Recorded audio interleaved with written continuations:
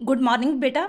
आज हम बात करेंगे सस्टेनेबल डेवलपमेंट की कि इसका मतलब क्या है, इसमें कितने गोल है। ठीक है, ये कब अपनाया गया, इंडिया ने कब इसे अपनाया और क्या क्या इसकी अचीवमेंट्स वगैरह है। ये 10-15 मिनट वीडियो में हम इस चीज़ को सभी को समझेंगे। तो कोशिश करेंगे कि इजी वे से जो जो जितने भी 17 गोल्स है उसे एज ए मॉडल की तरह जो है वो मैं आपको समझाने की कोशिश करूँगी। ठीक है, तो फर्स्ट ऑफ ऑल इसका मतलब क्या है। Meaning, sustain is an approach to growth and human development that aims to meet the needs of the present without compromise the ability of the future। क्या मतलब है कि एक ऐसी अप्रोच को अपनाना जिसके द्वारा मनुष्य का जो है, जो हमारी ह्यूमन जाति है, उसका पूरा विकास, उसके उसकी जो बेसिक नीड्स है वो पूरी हो सके विदाउट फ्यूचर को हार्म किए हुए।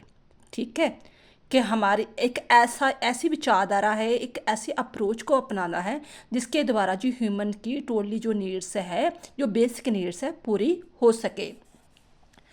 तो इस 17 अब तक जो 17 गोल्स हो चुके हैं। ठीक है, तो आपको पता है, मीनिंग से आपको समझ में आ गया है कि इसका मकसद क्या था कि ह्यूमन की ग्रोथ को बढ़ाना, उसकी डेवलपमेंट करना, उसकी ग्रोथ बढ़ाना। तो हमें पता है कि ह्यूमन की बेसिक नीड्स क्या है, रोटी कपड़ा मकान। ठीक है, तो सस्टेनेबल डेवलपमेंट क्या जाता है, जीरो से इंसान को हीरो बनाना। कैसे कि पहले उसकी कैसे रोटी कपड़ा मकान की अगर मन्नत पूरी होगी तो फिर वो पूरी तरह डेवलपमेंट कर सकेगा। जैसे आप इस चीज़ को अपने से जहाँ किसी आसपास ऐसे पर्सन से रिलेटेड कर सकते हैं जिसने एजुकेशन के द्वारा, ठीक है, अपनी गरीबी से उठकर बाद में वो इतनी तरक्की कर गया कि बाद में वो कोई जॉब करने लगा, दैन आफ्टर उसका हेल्थ भी अच्छी हो गई और वो शहर में रहने लगा। तो पूरी तरह उसने अचीवमेंट की, लेकिन जीरो से हीरो तक। ठीक है, जीरो से हीरो तक वगैरह शुरू किया उसने एक तरफा। तो हम कैसे हैं इसके, पहला इसका गोल है नो पावर्टी, कि पहले गरीबी नहीं होनी चाहिए। ठीक है, पहला जो गोल अपनाया गया था। तो इट मीन्स जब गरीबी नहीं होगी तो गरीबी क्या, रोटी कपड़ा मकान पूरा देना चाहिए। जब गरीबी नहीं होगी तो इट मीन्स गरीबी की पहली शर्त क्या है कि उसकी भूख को मिटाया जाए, जीरो हंगर हो। ठीक है, अगर भूख भूख मिट गई है तो नेचुरली उसकी जो हेल्थ है वो अच्छी हो जाएगी, health and wellbeing. Then after जब उसकी हेल्थ अच्छी हो गई है, मान लो एक बच्चे को इमेजिनेशन में ले लो, एक गरीब परिवार है, उसके बच्चे की इमेजिनेशन ले लो या अपने पर भी ले सकते हो। ठीक है, तो जब उसकी हेल्थ अच्छी हो गई तो नेचुरली वो एजुकेशन के लिए उसे भेजेगा कि नहीं अब मुझे अच्छी तरह पढ़ लिख सकता है, जा सकता है, बीमार नहीं होगा। ठीक है, एजुकेशन प्राप्त करेगा। जब एजुकेशन प्राप्त करेगा तो वहाँ पर जेंडर इक्वालिटी होगी। ठीक है, तो कोई जे भेद जो डिस्क्रिमिनेशन नहीं होगा, जो लड़का है जो लड़की है, इक्वालिटी दी जाएगी, चाहे वो लड़की गरीब है चाहे लड़का वगैरह है। ठीक है, इक्वालिटी देगी, जेंडर इक्वालिटी होगी। जब मान लो कि वो बच्चा स्कूल में पढ़ रहा है, जेंडर इक्वालिटी मिल गई है, देन आफ्टर रिसेस हुई। ठीक है, जो रिसेस में क्या करते हैं लोग, बच्चे पानी पीने जाते हैं ना, तो वो उसे वाटर जो अच्छा प्रोवाइड किया जाएगा, क्लीन वाटर दिया जाएगा, सैनिटेशन वगैरह किया जाएगा। तो वाटर की एबिलिटी होगी। देन आफ्टर वो बाद में खेलने कूदने भी जाएगा। ठीक है, ग्राउंड में।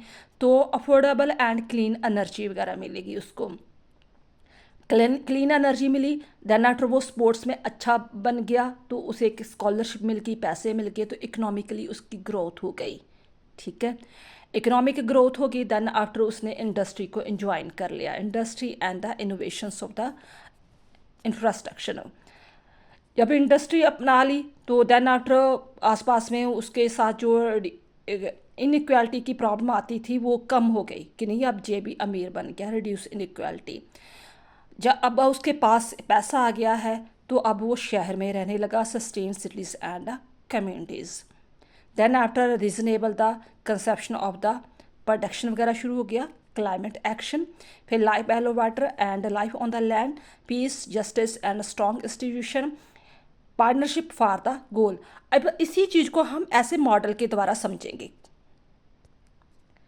पहले क्या था, पहले हम 3 वर्ड्स को याद करेंगे, PHE, यानी कि H में 2 है, E में भी 2 है। पावर्टी खत्म हुई तो देन आफ्टर उसके पास पैसा आ गया तो हंगर खत्म हो गया, भूख मिट गई तो उसकी सेहत अच्छी हो गई, हेल्थ अच्छी होगी। देन आफ्टर हेल्थ अच्छी हुई तो वो एजुकेशन के लिए चला गया तो वहाँ लड़के लड़के दोनों इकट्ठे पढ़ते थे, तो जेंडर इक्वालिटी आ गई। ठीक है, जे आपने कोड वर्ड याद रख लेना, PH2A2। ठीक है, उसके बाद WA।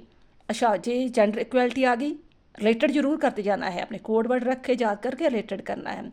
जेंडर इक्वालिटी आ गई, देन आफ्टर मलबी और सेस में गए तो वाटर वगैरह अच्छा होना चाहिए, क्लीन वाटर। ये सिक्स गोल है कि वाटर क्लीन होना चाहिए।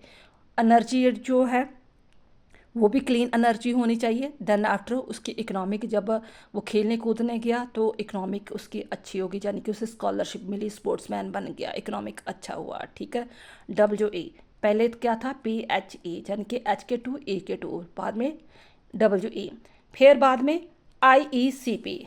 ठीक है, तो ICP यानी कि बाद में इंडस्ट्री ज्वाइन कर ली तो अमीर बन गया, लोगों ने उसके साथ इक्वलिटी बिहेव करना शुरू कर दिया कि हाँ, चाहे किसी भी जात का है या कुछ भी किसी भी धर्म का है तो वो हमारे साथ समान बैठ सकता है।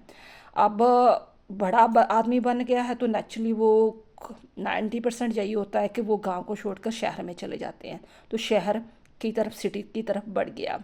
ठीक है, सिटी में बढ़ गया तो देन आफ्टर उसने ये सोचा कि मैं चाहे शहर में आ गया हूँ लेकिन मैंने प्रोडक्शन की तरफ अपना ध्यान जरूर रखना है, प्रोडक्शन मैंने और बढ़ानी है। जे नहीं, अब मैं शहर में आ गया, मेरे खर्चे बढ़ गए हैं तो मैं प्रोडक्शन की तरफ ध्यान रखूँगा। इसके बाद क्या हुआ, अब उसकी एक्शन की टर्न थी कि हाँ, हम अब शहर में आ गए, आसपास में कॉलोनी में रहने लगे हैं, तो एक्शन क्या लिया जाएगा। एक्शन लिया जाएगा कि हाँ, कि जो नीचे वाला पानी है, फ्लो वाटर के जो जीव जंतु रहते हैं उसकी तरफ ध्यान रखना, ऊपर जो धरती के रहते हैं उसकी तरफ भी ध्यान रखना। और आपको पता है धरती के ऊपर जो पेड़ होता है उसके ऊपर पंछी वगैरह भी रहते हैं, तो वो पिजन जो क्या है, शांति का प्रतीक होता है। आपको पता है ना, कबूतर होता है या पंछी होता है, वो शांति का प्रतीक होता है। तो हमने पीस को मेंटेन वगैरह करना है, तो ये हम सब कैसे करेंगे, सभी मिलजुल कर करेंगे, 17 पार्टनरशिप। ठीक है, देन आफ्टर फिर पहले PHE, यानी कि PHE उसका सही हो गया, बैलेंस उसका सही हो गया। देन आफ्टर किसका हो गया, हमारा V, हमारा हो गया PHE, V हमारा हो गया V। ठीक है, इसके कारण क्या हुआ, IECP। ठीक है, तो मैं भी V भी ठीक हो गया, I भी हो गया, तो ECP वगैरह, CP बन गया, पुल्स बन गया, जो कुछ भी है। तो फिर एक्शन लिए गए, 13 में आकर उसने एक्शन लिए। तो एक्शन क्या, धरती जो पानी के नीचे उसके ऊपर भी, धरती के ऊपर उसे भी, जो उसके ऊपर पेड़ था, पंछी रहता, उसके भी ऊपर भी एक्शन लिया। तो किसने मिलजुल कर, सभी ने मिलजुल कर ये एक्शन वगैरह लिया। जैसे कि हमने इसका मीनिंग पढ़ लिया है, 17 गोल्स पढ़ ले हैं, लेकिन हमारे दिमाग में, मन में ये क्वेश्चन आता है, अगर आप क्यूरियस टाइप की हो, कि एक्चुअली ये कंसेप्ट आया कैसे। ठीक है, कि ये भी चीज़ होनी चाहिए, क्योंकि लोगों की दौड़ तो यही पड़ी थी ना कि हाँ भी हमने बिल्डिंग बनानी है, तरक्की करनी है, इंडस्ट्री करनी है, टेक्नोलॉजी एडवांस वगैरह करनी है, सैटेलाइट पर जाना है, तो ग्राउंड लेवल पर तो कभी किसी ने सोचा नहीं था। तो ये आइडिया कैसे आया कि 1987 के दौरान क्या हुआ कि ब्रंडेट लैंड ने एक रिपोर्ट जारी की। ठीक है, क्या नाम था उसका, ब्रंडेट लैंड। ठीक है, उसने एक रिपोर्ट जारी की, एक न्यूज़पेपर में या कहीं भी रिपोर्ट जारी की, तो वहाँ पर उसने टाइटल दिया था आवर कॉमन फ्यूचर, कि ये एक देश की बात नहीं, पूरी दुनिया की बात है कि हम जिस तरक्की की दौड़ पर जा रहे हैं, हमारा फ्यूचर क्या बनेगा, क्या रहेगा, हमें किस प्रकार उसके बारे में फ्यूचर को सेव करने के लिए सोचना चाहिए। तो इस चीज़ से रिलेटेड पहले भी ये चीज़ UN में हो चुकी थी 1972 में। ठीक है, तो हो सकता सोचा जरूर होगा, लेकिन एक बंदे ने दिमाग में ट्रिगर ये बात की कि हाँ भी हाँ, जैसे पिंच कर जाती है बात कि ये चीज़ें होनी चाहिए, ये चीज़ को सीरियसली का सोचना चाहिए। ये रिपोर्ट इतनी फेमस हुई दुनिया में कि हाँ भी ये इसके ऊपर कुछ जो है वो जो कमिटमेंट होना चाहिए, ट्रीटिस होनी चाहिए, हमें देशों को मिलजुल कर काम करना चाहिए। ये एक देश की प्रॉब्लम नहीं है, सभी की है कि हम ऐसी तरक्की तो करते जा रहे हैं लेकिन हमारी जो ग्राउंड में जो हमारी जो जड़ें हैं, रूट्स हैं, उससे हम वो टूटते जा रहे हैं। तो देन आफ्टर क्या हुआ, देन आफ्टर फिर 2012 को ठीक है। फिर ये SDG बना, ठीक है। 1972 में ये जस्ट एक इन्वायरमेंट के बारे में बात जरूर की थी, लेकिन इतने सीरियस नहीं हुए। बाद में सीरियस कौन हुआ? ब्रांडेड हुआ। उसने लंबी चौड़ी एक रिपोर्ट दी, लोगों ने बहुत सराहा उसे। और जो जो देश बहुत ज़्यादा तरक्की कर रहे थे, इन्वायरमेंट की बात नहीं कर रहे थे, गरीब लोगों की बात नहीं कर रहे थे, उसकी बहुत निंदा की। देन आफ्टर फिर वह क्या हुआ, तो इस चीज़ को सोचा विचारा गया और 2012 को फिर ये SDG बना, यानी कि सस्टेनेबल डेवलपमेंट गोल वगैरह लॉन्च हुआ। तो इसे एक्शन में लिया गया 2015 में। 2015 में यानी कि इंडिया ने जो है इसे अपनाया एज ए पार्ट के तौर पर कि 2015 में।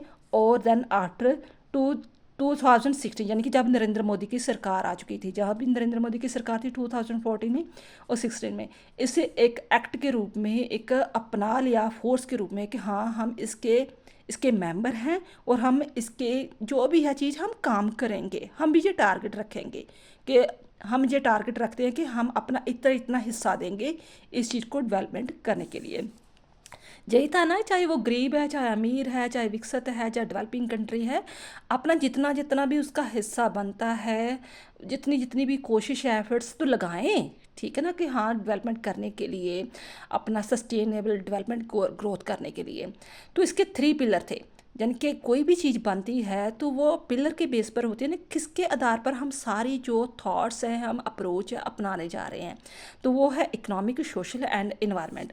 तो इसी से रिलेटेड अब बहुत सारे क्वेश्चन बनकर आते हैं। जो मेन क्वेश्चन बनकर आते हैं, what is the old name of SDG, ठीक है, इसका ओल्ड नेम क्या था, हु लॉन्च द SDG, किसने लॉन्च किया, who is the father of SDG, what is the Brundtland report क्या है थी, ठीक है, उसका टाइटल क्या था, वैन इंडिया ने SDGP को कब अपनाया। तो ये आप इस प्रकार के मैचेट भी आ जाते हैं कि पावर्टी जो है वो कौन सा SDG का सम्मेलन था, पहला, दूसरा, तीसरा, चौथा कितना था, वाटर का कौन सा था, इंडस्ट्री का कौन सा था, एक्शन का कौन सा था। अगर आपने वो मॉडल अच्छी तरह याद किया है तो आपको ये चीज़ समझ में आ जाएगी। तो इस क्वेश्चन के जो आंसर को फाइंड आउट करके जो है कमेंट बॉक्स में ज़रूर लिखना कि आपको कितना समझ में आया है। थैंक्स बेटा।